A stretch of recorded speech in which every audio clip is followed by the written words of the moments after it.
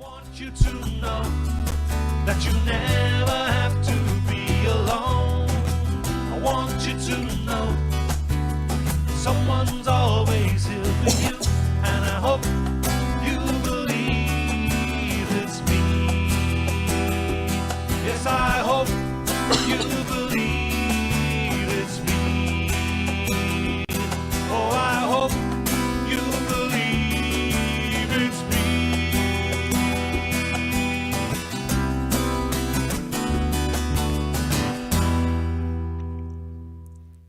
Hello everyone, welcome to another edition of the Invisible Song Club. If anybody heard any coughing then, that was Ryan, and we're blaming Ryan for everything today because he's not here to defend himself, and that's always the best person to blame. Totally. It's Shout out to Ryan for being our fall guy. That's right. Thanks, Ryan. It's a regular show, actually, in that case. So I'd like to thank you all very much for joining us. We are actually broadcasting on Facebook and on YouTube at the same time. We're just doing a bit of during our transition. We are keeping Facebook. We're doing them both at the same time. But in August, we will be only on YouTube. We will send lots of reminders out on Facebook so you remember. So I'm not sure who. I think I can see pretty much everybody's on YouTube. I think that I can see from the comments. And I can see both the Facebook and the YouTube, so whichever one you're on is great. We've got two great songs today, one from Winnipeg, one from somewhere in Canada, which I don't know if I remember where they're from. I believe, it says in the little intro that I did about them, but I think they're from the Maritimes. Halifax, okay, maybe? Anyway, we'll hear it in the intro. Sounds good. So we... before we get going there, I just want to point out to everybody, check out Andrew's other project, Oh Just Eat It, which you can find out about on ojusteatit.ca. And I think today we're actually broadcasting on, I'm going to double check there, on the Oh Just Eat It Facebook page as well today. I remember. Yes. Yes. Okay, so go check that out. What is Oh Just Eat It about anyway, while we're there? That's a very good question, Mark. Since 2011, I have been a big cheerleader for the Canadian indie music scene. We have so much. That was Ryan, right? We have so much going on across Canada in the music scene. It's just incredible, the amount of talent and the quality of the talent across Canada. And I do my best to share that information with the people in my little circle. Anybody who connects with ojusteatit.ca will get regular updates about bands and musicians that I'm discovering. And that's what it's about, Mark. Excellent. And of course, those of you who are wondering what the Invisible Man is all about, so we're all about independent music, and we have three shows on this channel, or these channels. We have the Invisible Song Club, and the main show, or the first show I should say, is the Invisible Man show, where we are actually switching more to a live music kind of format with our guests playing live. So that'll be in August. We're going to be doing a lot more of that. And an interview show called the Welcome to the Madhouse, hosted by Adam Feasy and sometimes me, was a focus on British rock and roll. You can see previous shows just go to the invisibleman.ca, or right here on YouTube, or on Facebook. If you're there, you might find it a little bit harder to find the old shows on Facebook, but easy on YouTube. So go check it out. Okay, so we are the Invisible Song Club. Angela, another awkward question. What is the Invisible Song Club? Well, that's not awkward at all, Mark. Welcome, by the way, to the members of our Invisible Song Club. I know you're out there, and I could see you chatting away in the chats, and we'd love that you join us and give us your opinion about the songs that we review. And we hope that everyone's enjoying this club as much as we are. The Invisible Song Club is very much like a book club. So we, Mark and I, will share songs that we have picked for the week that we're doing the show. Generally, those songs come from club members who've made suggestions. And everybody has a chance to review the song before the show. And during the show, we all share our opinion. So that's what it's about. Excellent. Allanah says if you're reading my review, you have to do it in that scary voice. I am going to read a bit of your review once we've done that. That's you sent me one for Alannah's song, so I'll definitely read highlights actually from your review. So stay tuned. Thank you for the reminder, Allanah, because I didn't bring my laptop in here, and I do want to read from your review. I'm going to have to run and get my laptop while Mark's talking. Be quick, because I don't take long. All right. Okay. Well, I'll be fast. Yeah. Okay. Let's get straight on with off. By the way, Mark, I really love that you're working on shows that have live music where you're actually performing and you've got other people who are performing. That is so much fun. With not being able to go out and see live music shows right now, it's just such a treat. And I just wanted to make sure I told you that. Yeah, well, thank you. And, I'm a little bit of selfishness there too. It's really easy for me to prepare if all I'm doing is singing, because I'm playing my guitar and practicing all day, every day anyway. And those shows where I don't, since we've been doing the live stuff, where we just go back to a regular conversation, I just find them not as fun. I really want to do more of the music. So there we go. Well, it's all about you. I know, right? It's like finally someone said it. It just sounds so narcissistic when I do. Okay. All right. So the first song is from Neon Dreams, High School Dropout. I don't know why. I've listened to that song about 1,000 times, and I don't know why I have trouble remembering titles. There we go. So first of all, we're going to start off with a short audio clip, about 20 seconds, just to give you a taste for the song. If you haven't heard it, you'll know what it sounds like, and if you have heard it, it'll be a reminder. And then a short video that Angela has put together about the band. So here we go. Neon Dreams, Cadillac and drummer Adrian Morris. They write and produce their own music with longtime collaborator, DJ and vocalist Corey LaRue. They defy genre pigeonholing as they draw freely upon pop, rock, folk, EDM, hip-hop, and reggae elements.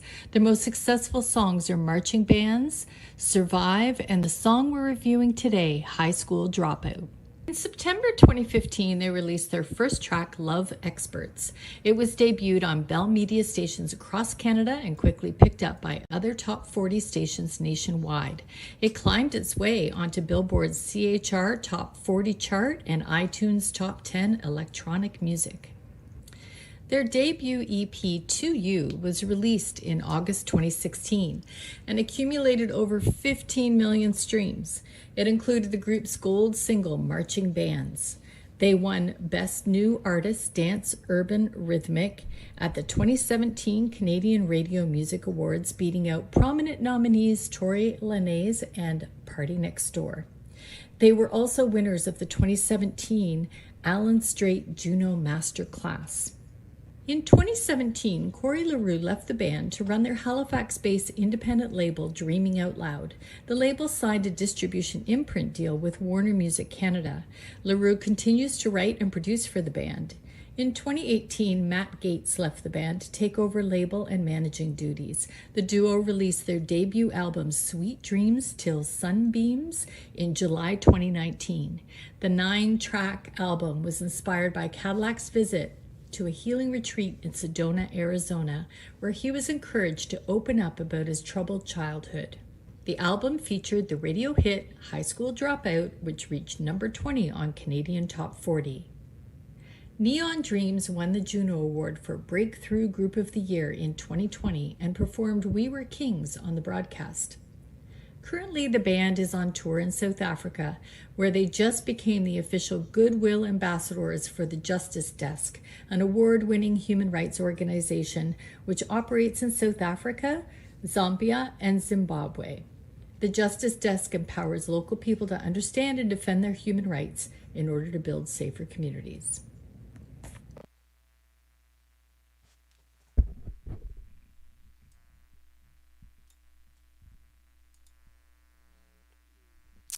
There we go.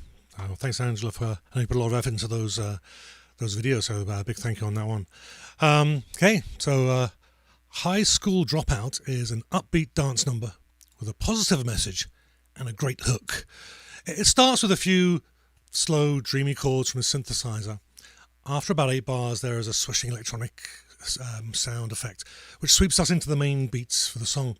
The tempo instantly increases, the beat is solid, and the electronic instrumentation grip us in a head-nodding, hypnotic kind of way. The vocals come in strong and joyful with a fast, syncopated delivery. This works well with the lyrics, which quickly sets the scene of someone not fitting in. The verse changes into what I'm going to call the middle, or the middle bit. I'm not really sure if this is the second part of the verse or what, but for want of a better noun, I'm going to call it the middle bit, even though it's not really in the middle. You get the idea. The middle bit slows right down and the dreamy synth plays chords while the beat backs off slightly. The vocal also pulls back a little, putting more emphasis into the melody rather than the words. And again, it fits the lyric very, very well, which talks about getting your head up into the clouds and to keep on dreaming. The chorus then comes in hard and fast, resuming the energy of the verse. It's catchy and tuneful. The melody climbs and falls, coming back to the root where we might expect it, in an easy and unassuming way. The lyric brings the message of the song together. It's the not fitting in of the verse, the it's okay to dream of the middle bit, and then no surprise here, we find out it's a story about a highly successful high school dropout. And overall, it's very, very nicely done. It ties it together nicely. The verse, middle, and chorus repeats with little change to the instrumentation and vocals. This makes for a comfortable listen, and I'm sure it maximizes the danceability of the song as well. The final chorus repeats for the last bar. But for the last bar, and only the last bar, a very short period of time, the instrumentation backs right off, leaving the reverb-laden vocals to sing the last few words of the verse, and then it just ends. But the ending is a bit too sudden and unexpected for my taste. When I first listened to the song, I wasn't sure if they were taking a dramatic pause before continuing. I think an easy fix to that would be to start this conclusion 1 bar earlier, at the beginning of the line of the last line of the chorus, instead of in the middle of it. This would have given just a little bit of warning. Something was coming, we would have heard it slow down, and would have given us just that little bit of that extra second, just to give us that time to register that something was happening. And the ending would have been less jarring. Now, I spent a lot of time on the end there, but it didn't really take that much away from the song at all. In fact, it wasn't a major issue. I think I did like the message of the song, and I'm sure it will rub some people up the wrong way, but high school just doesn't know what to do with creative kids. And I can tell you that from first-hand experience. This is actually stated in the lyrics, and it uses the shoe size metaphor. I was tripping, trying to fill those shoes. Let's be honest, one size don't fit all, that's the truth. High School Dropout is a fun song. It's easy to listen to and has a message, and it is really catchy. And, if I may quote Marty McFly from Back to the Future 3, it has a beat, and you can dance to it. Angela.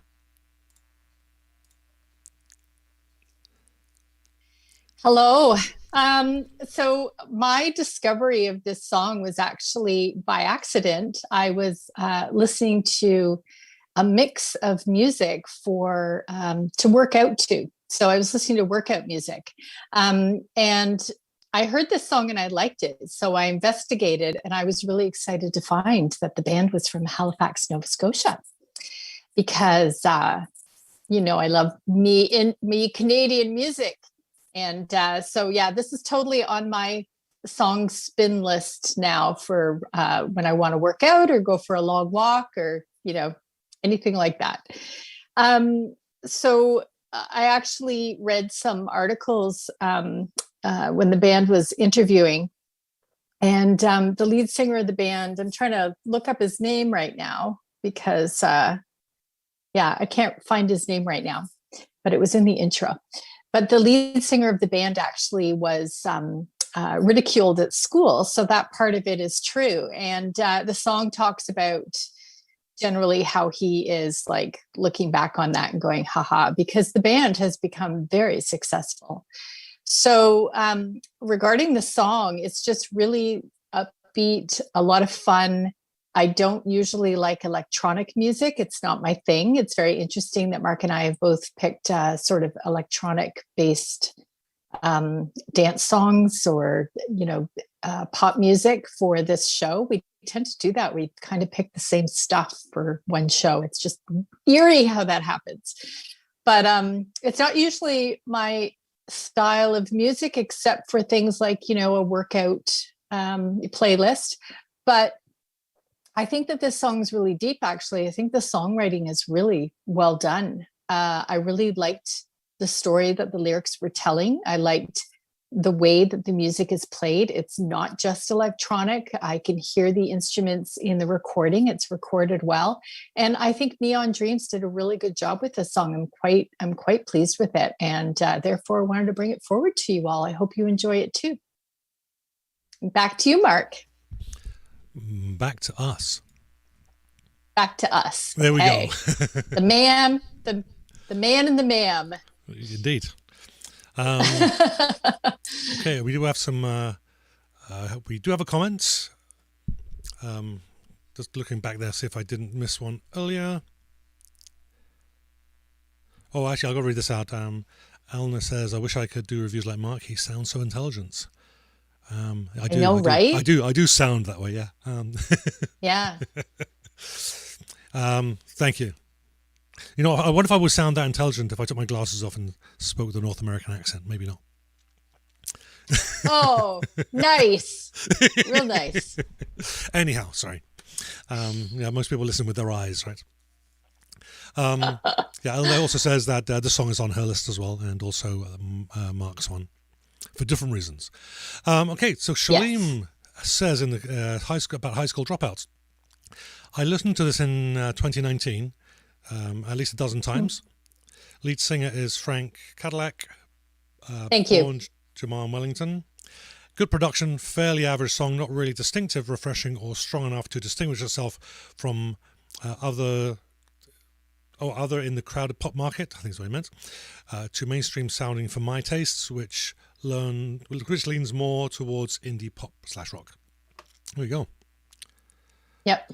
And well, obviously, I respect your opinion, but Shalim, you're wrong. My opinion was actually the opposite, because I'm not a big pop music fan. I don't really like what's playing on the radio right now in the pop music scene. I find it's all just, cotton candy, boring stuff. And this song stood out to me. So, obviously it doesn't stand out to you, and you've heard other music like this, but for me, this was something new. I quite liked it. So there you go. Yeah, and it's funny. I don't mind electronic. I think I've always shied away from more electronic music, just because maybe a little bit of snobbery, but I like real instruments.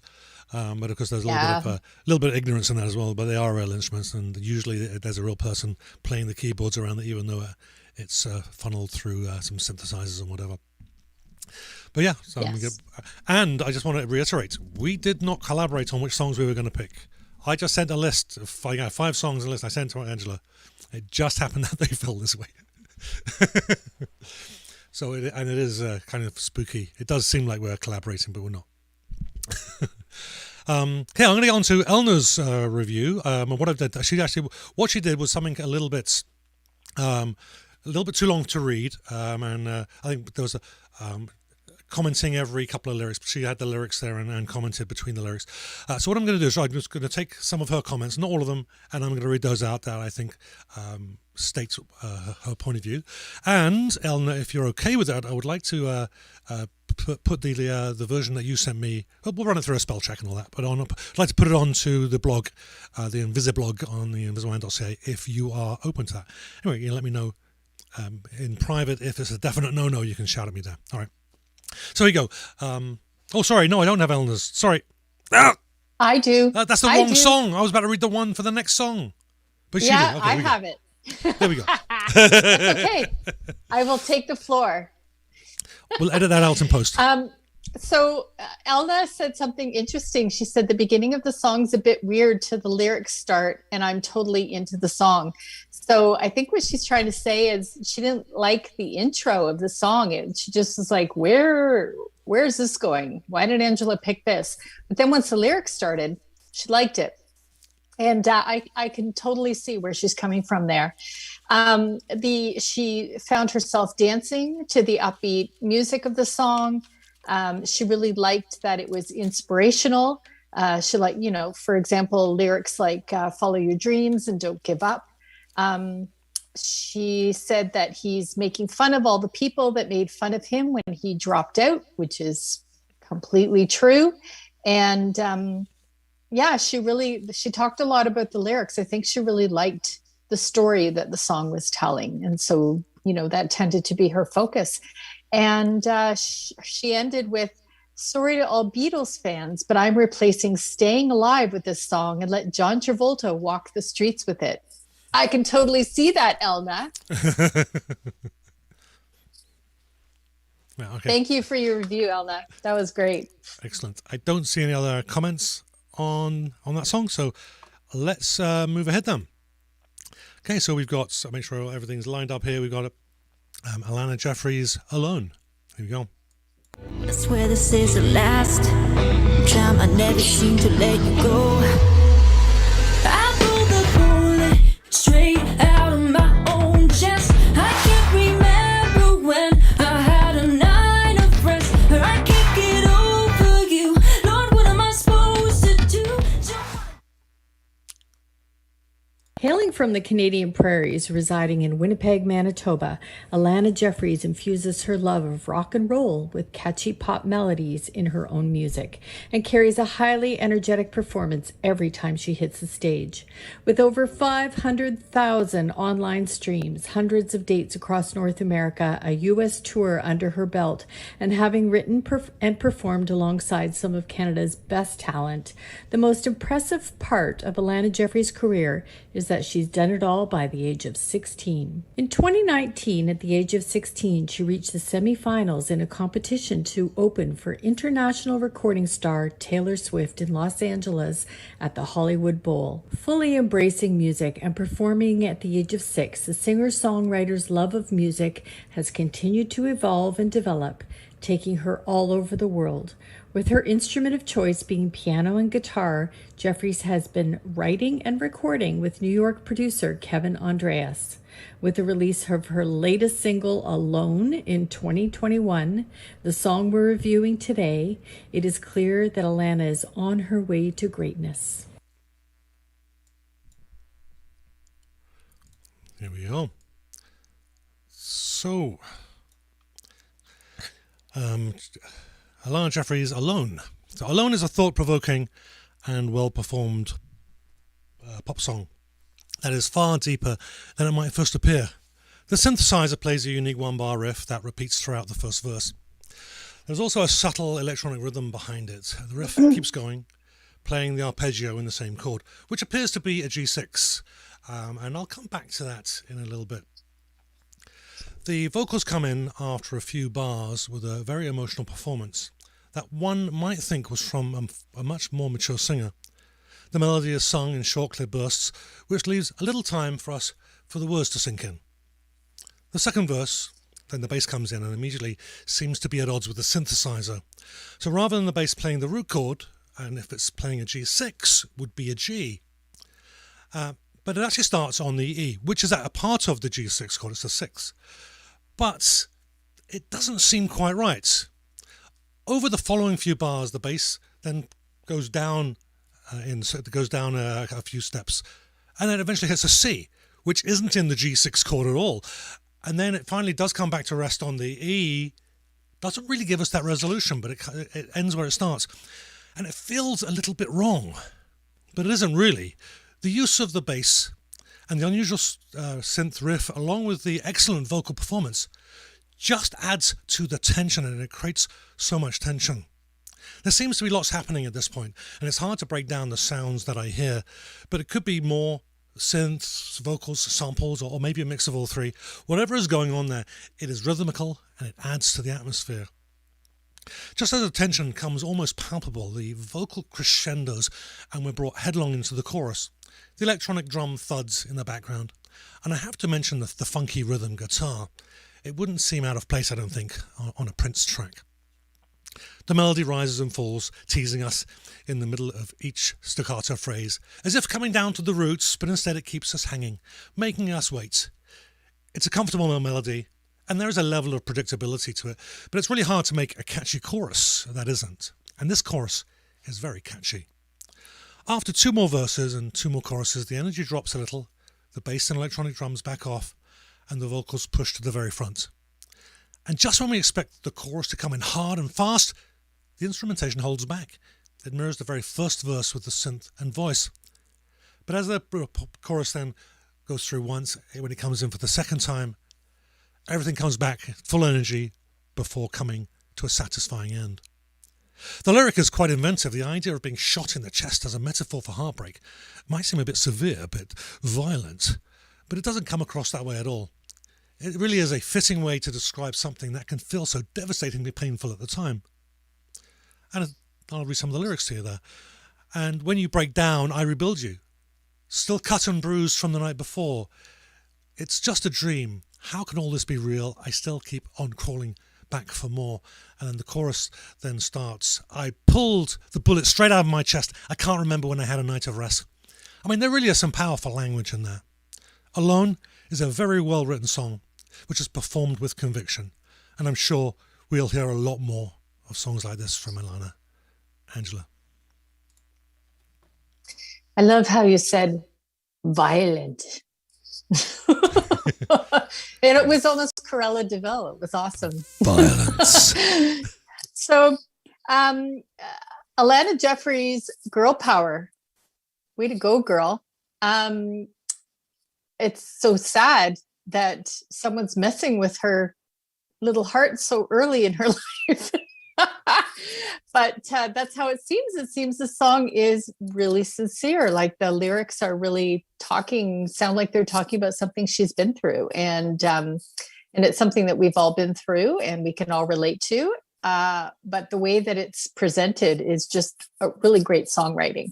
And actually, I want to talk about the songwriting element of it because I didn't, sometimes I don't really listen to the words and I don't really care. But in this instance, it wasn't just the words, it was the way that they were delivered. But I don't like the music in this song. I don't like the electronica. It's very, very electronica in this song.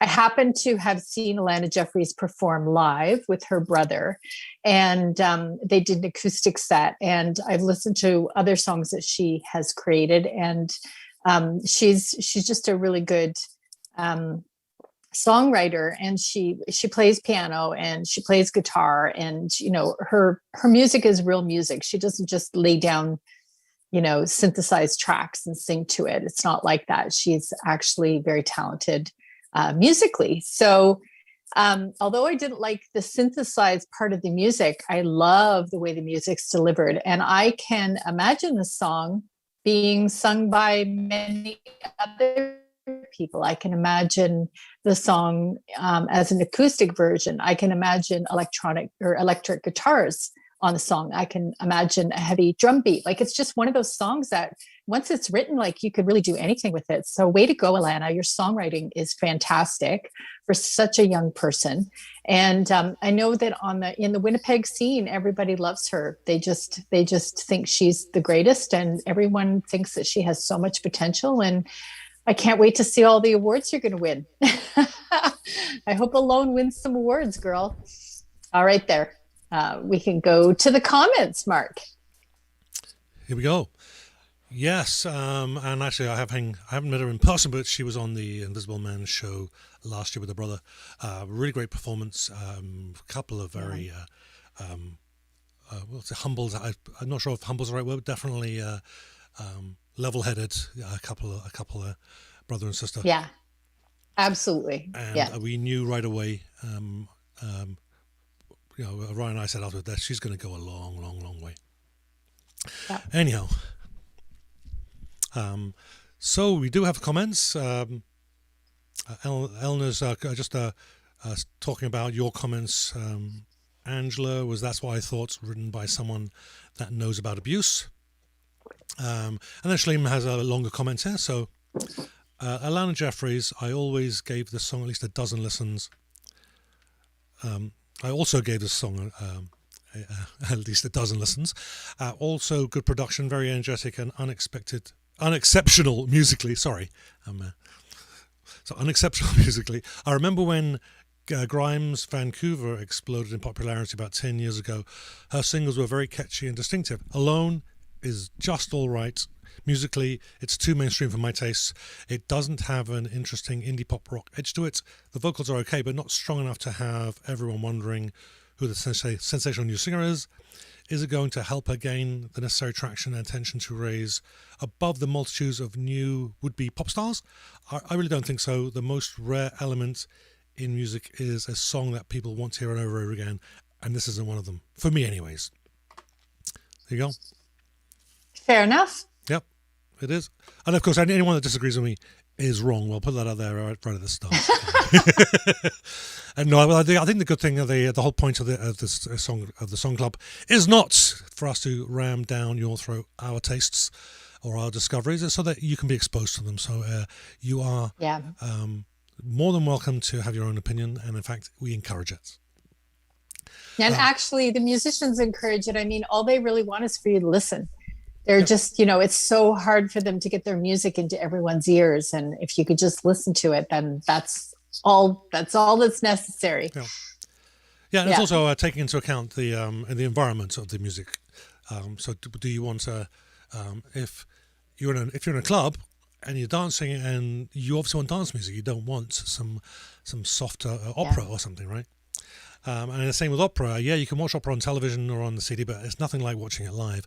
So once you've experienced that music in its proper context, then you kind of, assuming you like that environment, it becomes alive separately. And I just get called back to my youth when I used to go to the discos, we used to call them there in the late 70s, early 80s. But it was lots of electronic music. Didn't really care for it from a musical critic point of view, but it's fun. When you put it in perspective, when you put it into its context, I mean, it opens it up, becomes something new. That's actually a really good point, Mark, for both of the songs that we're reviewing today, because if you think about the kind of music that ends up in soundtracks in movies or on television series, they may not be songs that you would put on your playlist and want to listen to on a regular basis, but they fit the scene in the show and they're perfect for that. So like you said, if it's in a certain context, then it's perfect. And I think that I think both bands are trying to reach a very young audience. I would say that the Song Club isn't necessarily the young audience that they're going after. Like, I'm talking really super young. And those people haven't heard the music that we've heard either. So they're not comparing it to anything. They're just enjoying it or not enjoying it. Yep. There you go. Yep. And that's all part of it, the subjectivity of art. Yes. Actually, I want to, before I read Allanah's comments, I just wanted to say as well, before I forget, is that for both songs, I think I have to go back through my reviews there, but I pretty much saw that I did use the word predictability or something along those lines on both of them. There is something that it's not that neither of them are wholly original. But when you're looking at 3 or 4 chord songs, particularly if you want to do a catchy chorus, you've only got 13 8 notes in a scale or 13 notes to play with. You are going to get some of that familiarity. And I noticed that in some of my songs, if I want to do a catchy song, it's going to kind of sound like something else. Yeah, the same thing applies if your voice is very mainstream. If you don't have something really super unusual about your voice, then the same thing applies, right? Yep. Indeed. Yep. Okay, so I want to get on with Allanah's review of Alone. So she says, and this is a highlights, so this may not necessarily flow. I just pulled some highlights out of what she sent me. So she says, I feel the music sets the mood for a very emotional roller coaster ride, and I'm not disappointed with the lyrics that follow. She has to deal with it herself. Nobody can help her, and it's taken over her mind. After getting used as a punching bag, she's there for him. Clear sign of how mental abuse and manipulation works. She holds on out of fear, in a battle with herself, her struggles, and fear that she will end up alone. Mark, well done. This is this is truly a powerful choice. I've got mixed emotions. I've been in such a relationship, but at the same time, it makes me proud that I had the courage to step away. Here we are. Thank you for that, Allanah. That was actually a nice personal touch. Yeah, that was really good. And I think that's what's important about all of the songs that we listen to. There has to be something that relates back to you, because when we listen to music, we're listening to it from our own perspective, right? So so that was a really good point, that Allanah could relate to the lyrics because she's been there. Yeah. And it's like we've gone back and forth in the past, is that, well, I don't like country music, but it turns out, well, Shalima said that too, right? Just recently it said, well, I should stop saying I don't like country music, he said one of the, and it's like, yeah, we do that, right? It wasn't a good song before, but now we've kind of looked at it a little bit. Well, maybe there is something in that genre, in that song, that has value, and it really depends on where you are at a particular time, in your life or in the week or whatever. Yep. Well, I really like when people do covers of songs and they do them in a completely different genre than the original song, because it just shows you what a well-written song it is, that it can transfer to another genre, another singer, different instruments, and it's still a good song. Yep. So, I don't think that, you're right. We can't just pigeonhole things. A good song's a good song, really. Yeah. I mean, what you like today isn't necessarily going to be what you're going to like tomorrow. Or what you hate today. So I don't think you ever really stop liking something that you like, but you certainly, what you hate today, you may fall in love with tomorrow. Maybe put it that way. Yeah. Musically, anyway. I've had a lot of songs that got radio overplay, and eventually I hated them. Well, you can get sick of songs, but they don't. There aren't many songs actually that you can listen to forever. You need a break. It's true. Like good movies. Yeah, you can watch a good movie 3 or 4 times, but then it'll be 5 years before you watch it again. All these metaphors that had nothing to do with music. Okay. Okay, I think where can we get your T-shirt, Mark? We can't. It's not available. Oh, come on! You need to get on that. We had a distributor, and it was insanely. It cost us nothing to set up, but then what was ended up being a $20 T-shirt and a $10 mug ended up costing someone about $80. Like, this is insane. It was like so many different charges that came on. So we decided to back away from that, and I haven't had an opportunity or the energy to go look for another distributor. Probably more the energy than anything else, right? Yeah. So a lot of hard work. I can get it cheap, but I can't get it to people. I can't get it to anyone else cheap. Yeah. Okay. Same with the mugs. If you like a mug, good luck.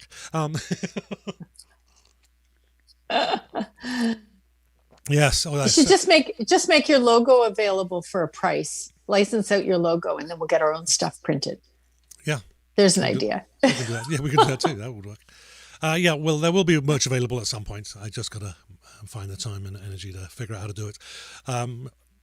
So that is when the fans aren't getting ripped off, and because I feel bad when that happens. And anyhow, so we are, I think, at the end of the show.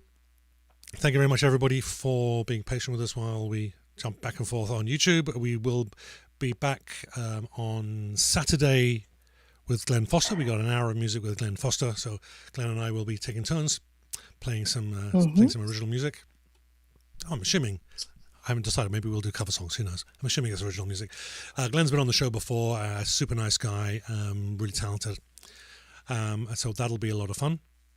Canadian. Indeed. And he's been in the music industry forever. Oh, actually, we had him on the show. Was the last show? Was the last show we did? Yeah, it was. Here we go. So go back and listen to the last Invisible Song Club show, and you can get some background from Angela's video about Glen.